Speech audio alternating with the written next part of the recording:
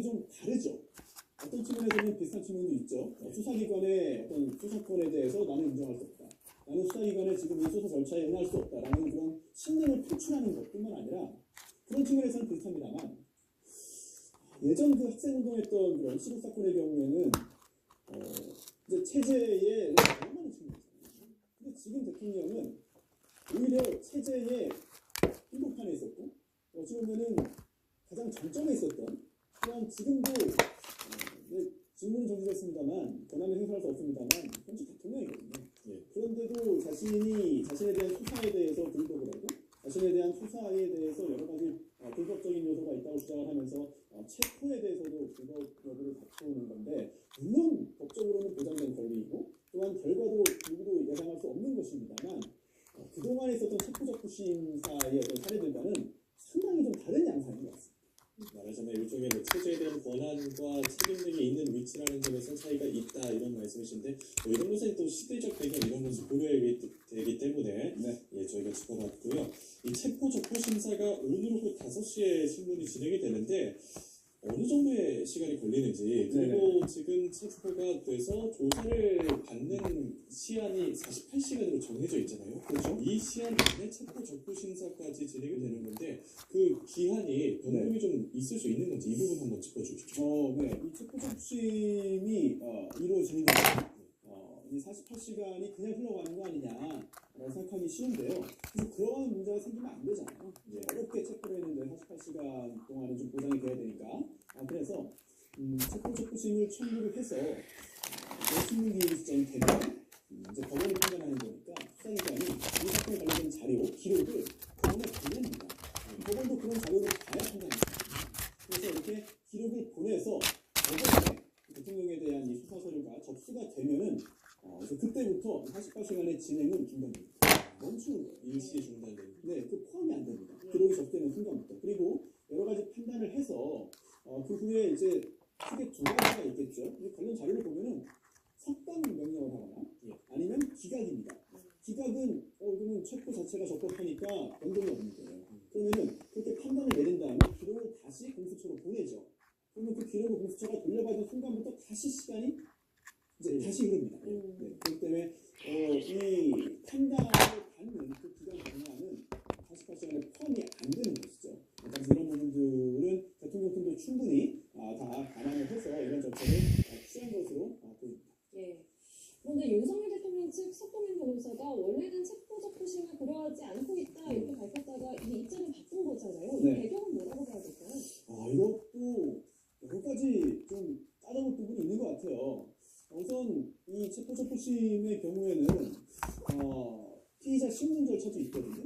피의자가 지금 윤 대통령이니까 윤 대통령이 법원에 나가서 본인의 이야기를 할 수도 있는 그런 상황이 되겠고 또 이 기간을 보면 이 법원의 판단을 보면요. 이제 청구서가 접수가 되면은 최대한 빠른 시일 안에 이 신문기를 정해야 됩니다. 그래서 오늘 5시로 지금 정해진 거잖아요. 오늘 청구서가 접수되자마자 상당히 빠르게 정했는데 이거 역시 체포의 어떤 절차, 또 체포의 의미, 또 48시간 시한 안에 들어있기 때문에 당연히 그렇게 해야 되는 것이고 또한 관련 자료에도 그런 내용들이 담겨 있습니다. 그리고 또 하나 중요한 거는 그럼 결정은 언제 나오느냐? 법원 결정 언제 나오느냐? 이거는 형사소송 규칙에 있습니다. 그 규칙의 규정에 따르면요, 이거는 신문이 종료된 때로부터 24시간 이내에 결정을 하도록 되어 있어요. 그리고 근데 아마도 그보다 더 빠르게 결정이 나오지 않을까라는 생각이 드는데 사실 제 질문을 보면 석동현 변호사가 도대체 왜 이런 절차를 갑자기 어제까지의 이야기와 달리 진행했을 것이냐 이 부분 우선 짐작을 해보면요. 첫 번째로 그동안 체포되기 전에 여러 가지 문제 제기를 하면서 또한 법원에 저는 처음 보는 절차이고 법적으로 보장된 것도 아닙니다만 이의 신청을 했습니다. 그리고 또 법원이 제가 만약에 일반적인 상황에서 더 했으면 답도 안 해줬을 거예요.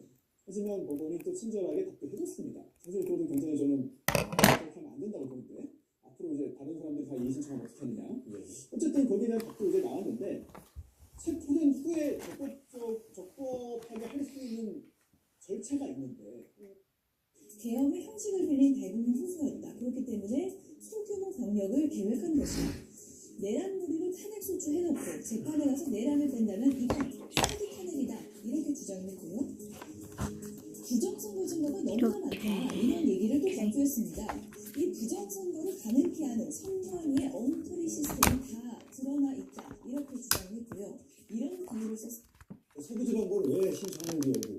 그럼 신청하거나 기재 내용을 보더라도 실정법이 110조, 형사법 110조, 111조를 왜 배제하는 내용이 기재되어 있는지 여부.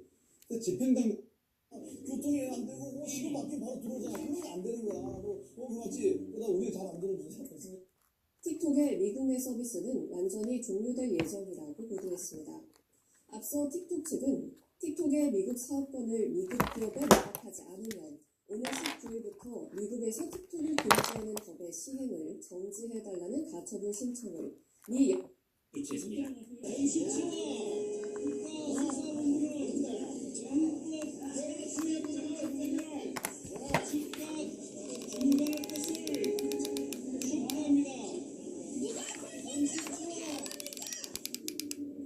아침 7시 반쯤 해가 뜨기 시작하면서 본격적인 진입작전이 시작됐습니다. 체포조는 사다리를 타고 차벽 위를 넘어 제1정문을 통과했고 2차 저지선은 수풀을 통해 차벽 옆을 우회하는 방법으로 돌파하면서 30분 만에 관저 앞 초소에 다다랐습니다. 이 과정에서 보안구역인 관저 안에 윤 대통령 변호인단이 아무런 제재 없이 들어온 사실에 대해 공수처 검사가 강하게 항의하기도 했습니다.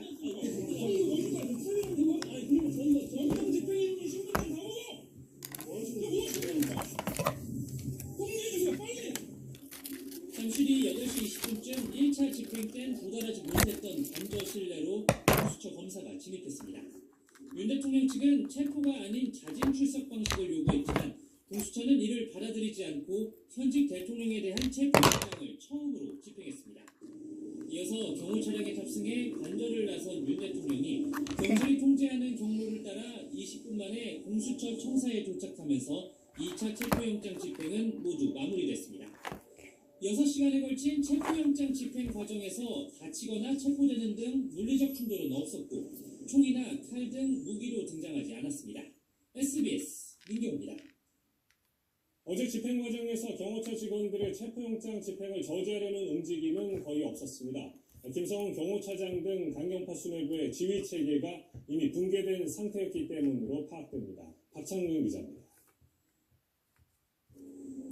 아예 소총까지 들고 공간구역을 순찰하거나 소총이든 배낭을 메고 돌아다니는 모습이 사흘 전까지 눈에 띄었지만 그제 이후 그런 움직임은 거의 사라졌습니다. 버스벽이 어제 잠시 촘촘해졌을 뿐이었는데 그마저도 막상 체포영장 집행이 시작되자 경무원들은 버스키를 안에 놔뒀던 걸로 전해졌습니다. 강경파로 알려진 이광우 경호본부장이 그젯밤 경호 인력 80여 명을 1차 저지선에 배치하라고 지시했지만 경호원들은 이를 묵살한 걸로 SBS 취재 결과 확인됐습니다. 어제 새벽 0시쯤 경호 현장의 모습을 드러낸 건 막상 이 본부장을 포함해 5명 정도에 불과했다는 후문입니다. 새벽 4시가 넘어서자 경호원 300여 명이 1차 저지선에 배치되긴 했지만 이들은 집행 시작 후 인간 방어벽, 즉 스크럼을 만들어 저지하지 않고 방문만 했습니다. 2차 저지선에선 이 본부장 지시를 묵살하고 사라졌던 한 경호처 간부가 나타나 직접 저지선을 해제해주기까지 한 걸로 전해졌습니다. 관저 외곽을 지키는 군병력도 국방부가 예고한 대로 집행에 관여하지 않은 걸로 확인됐습니다.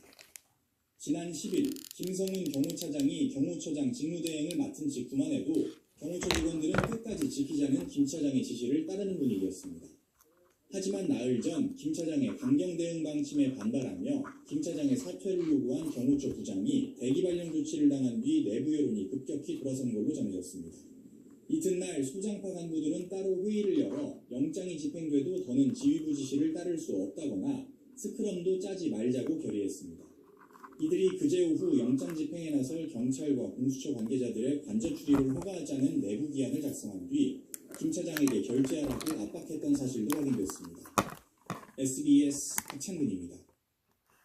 윤 대통령 변호인단은 개헌 포고령과 관련해서 김영현 전 장관이 잘못 베낀 것이라는 답변서를 헌법재판소에 제출한 것으로 파악됐습니다.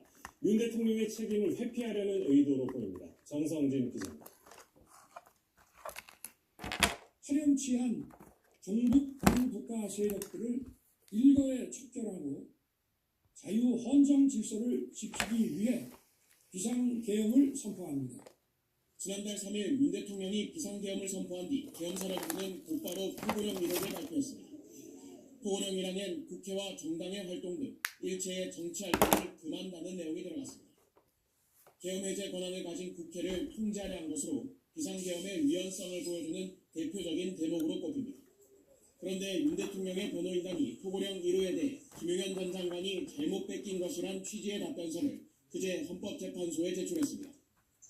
윤 대통령 측은 2차 답변서에서 김 전 장관이 대통령에게 국회 해상권이 있을 당시 예문을 그대로 베껴온 것이라며 잘못된 문구를 간과한 것이라고 주장했습니다. 이어 포고령에 표현이 미숙했다고 적었습니다. 그러면서 국회나 선관위에